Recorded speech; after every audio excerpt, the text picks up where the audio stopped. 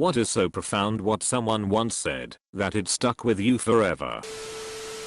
When I was in college, I was apprehensive about my career, and an older grad student I knew laid this one on me: you'll be fine. Whenever I'm feeling doubt about what I'm pursuing, I just think of all the completely incompetent people who managed to succeed before me. Would you rather wake up in 20 years wondering what you missed, or wake up in 20 years knowing exactly what you missed? Never had commitment issues after that. When I was in college, a friend of mine told me I was gentle, after being called sensitive all my life up until that point, and not in a good way. Hearing that made me feel a lot better about myself. Sorry for the bad English. There's no point trying to track down your significant other when they go out, or even asking them not to go, just because you're afraid of being cheated on. If they want to cheat on you, they will. They will miss a day of work, or lie about visiting their parents, or even fake a medical appointment. There's nothing you can do about that. The only thing you can do is being a loving, caring person. This is the most effective way of obtaining someone's love and trust. The person that you will spend the most time with in your life is yourself, so try to make yourself as interesting as possible. We judge others by their actions and ourselves on our intentions. Really made me think about people, and I try telling myself that when the in front on me doesn't indicate when merging.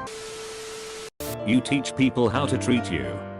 Once that really sunk in, life changed for the better. It meant cutting a lot of toxic people from my life, including my parents and sibling. But the second half of my life is more productive, peaceful, and prosperous than it was the first 40 years. Eater, thanks for the gold. How would it make you feel? It's the sentence that changed my stance on gay marriage. Without context, that seems silly, but I'll offer up a shortened version. I grew up in suburban STL to conservative Christian parents, and they weren't remotely tolerant, and pretty much never left my comfort bubble. I moved to Kansas City when I was 20 to finish college.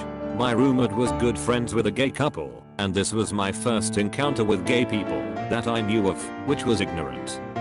There's no way it was my first. Inevitably, we got into a debate, and they basically went into a tirade about how much it sucks to constantly be berated and made fun of, and how it sucks to be treated unfairly because of something they can't control.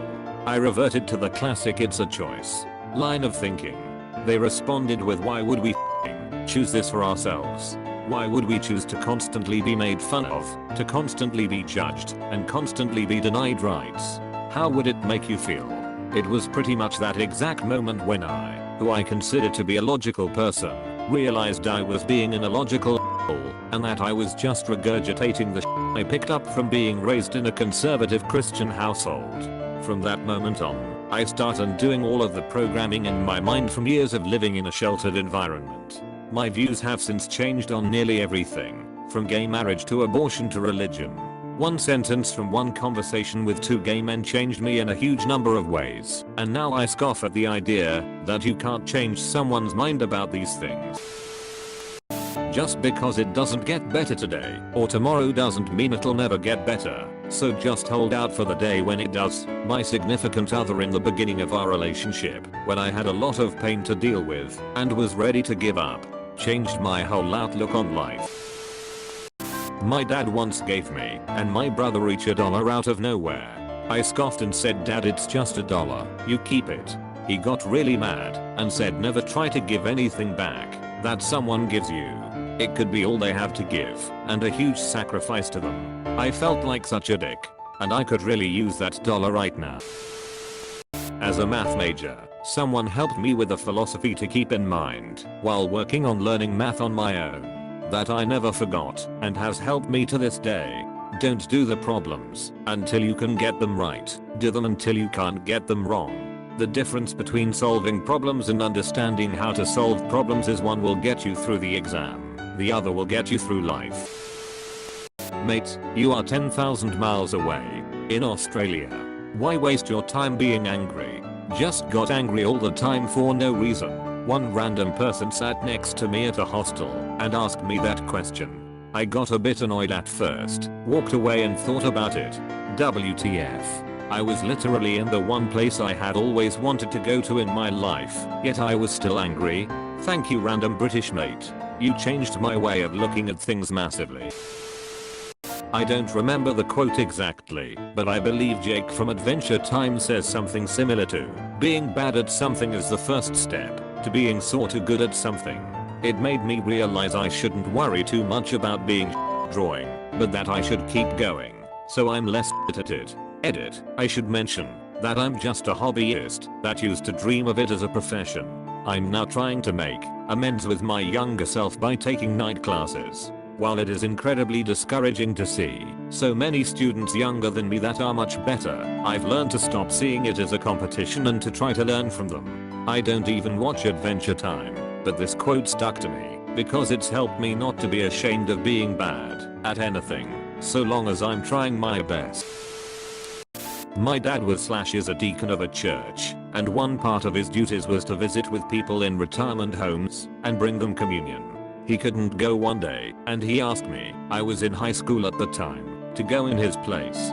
Perhaps obviously, with me being young and the people in the homes being elderly, age was a frequent topic of conversation. One old man told me, the hardest thing about getting old is running out of people who understand you. That is, each generation has a unique way of looking at the world and what it means to be alive in it, and as new generations come and redefine what the world is, one's world gets smaller and smaller as there are fewer people around who understand your world in the same way. We are all marching toward obsolescence. I think I became much more of a realist that day. Put your mind where your body is. My godmother's lesson.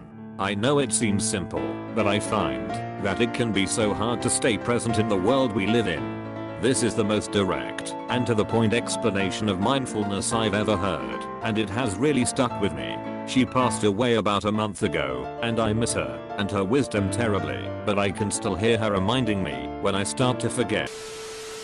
Early on in our marriage, I was pretty chill about lightheartedly ragging on my husband in the company of others, not about serious or super private things, but just about his quirks and semi-annoying habits. I grew up in a family that teased each other constantly, so this was the norm. Then one day he told me how, although he wasn't personally offended by the light jabs, he thought that it might be a subtle thorn in the side of our marriage, and that being in the habit of tearing the other down in the company of others, even if only lightheartedly, would make it really easy for it to be the behavior we choose when we actually are legitimately angry with each other. It would make it really easy for light jabs to become airing our dirty laundry/slandering the other.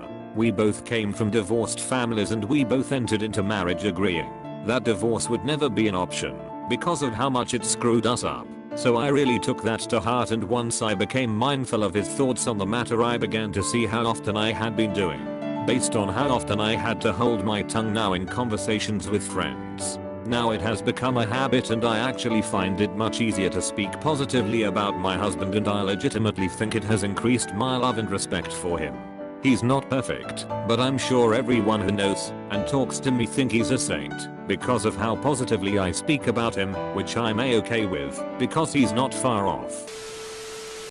At the end of the day, our graves are all 6 feet deep and all our urns fit on the mantelpiece. My uncle, who's a mortician, one of the many things that made me decide to get into the business. Edit, the general point of the quote is to accept that we as humans are all inherently equal, and despite our differences, we all as a community of species must accept one another, because nothing is to be gained otherwise, except pain and misery. We all end up dead in the end, but I'm glad to have sparked small discussions on burial practices all the same.